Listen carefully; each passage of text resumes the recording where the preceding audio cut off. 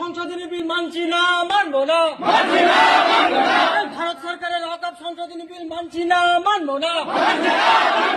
নরেন্দ্র মোদী হুঁশিয়ার, অমিত শাহ হুঁশিয়ার, মুসলমান জান দেবে মাল দেবে, ওয়াকফ সংশোধনী বিল মানছি না, মানবো না।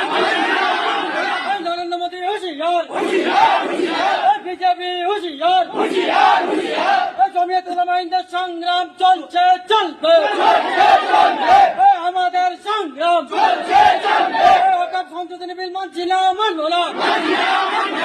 লড়াই লড়াই না চাই, লড়াই লড়াই না চাই, আমাদের সংগ্রাম ওয়াকফ সংশোধনী বিল মানছি না, মানবো না।